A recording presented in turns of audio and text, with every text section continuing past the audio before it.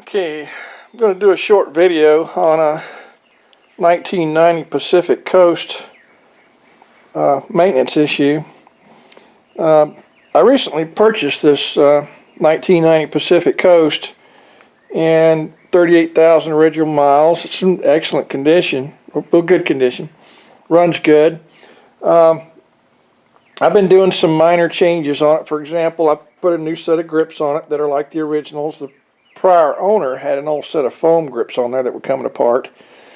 He had an old rusty cigarette lighter in this place here, but I replaced it with a 12 volt, just a regular 12 volt plug.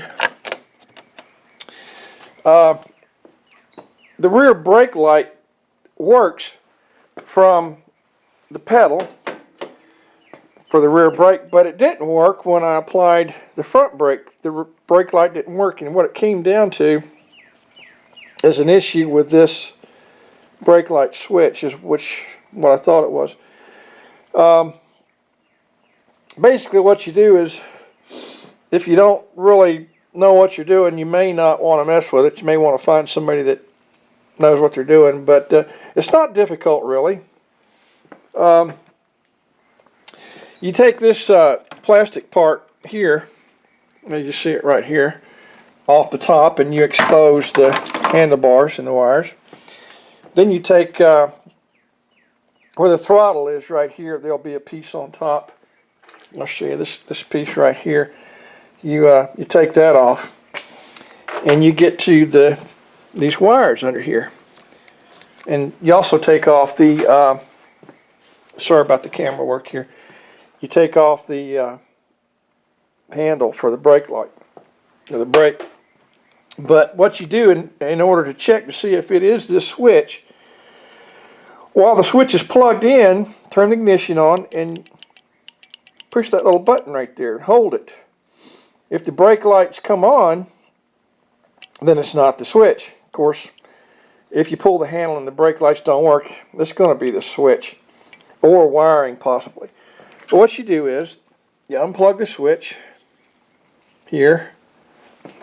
I'm really sorry about the camera work here. You unplug the switch from these two wires. Get your jumper wire, connect to these two wires, and turn the ignition on. When you do that, if there's no problem with the wiring, if it's the switch, then the brake lights will light up. While you still have the switch on, take your jumper wire loose from these two wires and the brake light should go out. If that's the case, then it's definitely the switch.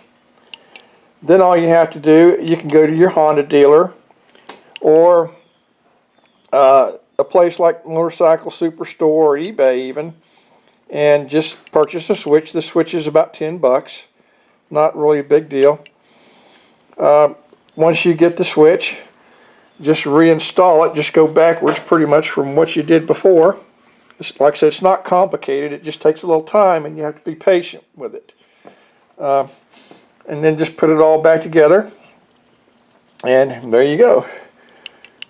The one thing about the PC800s, these switches are known to go bad. This same switch will fit quite a few motorcycles. It also fits the Honda Shadow and several other motorcycles. The replacement switch will be slightly different. It won't have these two knots on the back. It'll be flat on the back. But there's a screw that goes through that hole there, and then this pin right here lines it up. So the replacement switch was, like I say, even though it looks different, it'll work just fine. And I just wanted to do that short video. I was going to do one of disassembly, but I didn't think about it until I already have it disassembled. I'm also going to replace the spark plugs. It's a twin cylinder, V-twin, but there's 4 spark plugs, 2 for each cylinder. And if you have a manual, it'll show you how to do it. If not, you can go online. There's a guy that has a channel, PC800 Fixes, and he's very good. He's very accurate with his information. But it's pretty simple, really. There's nothing complicated about the motorcycle at all. But anyway, I just wanted to do that video on the brake light switch, and maybe the information will help you if you have a problem with your brake lights. When you pull the handle, if the brake lights don't come on, it's most likely the switch.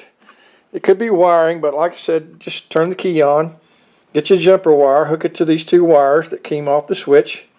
If the brake light comes on, then you know it's not your wiring. You've eliminated your wiring, and you know it is, in fact, this little switch right here.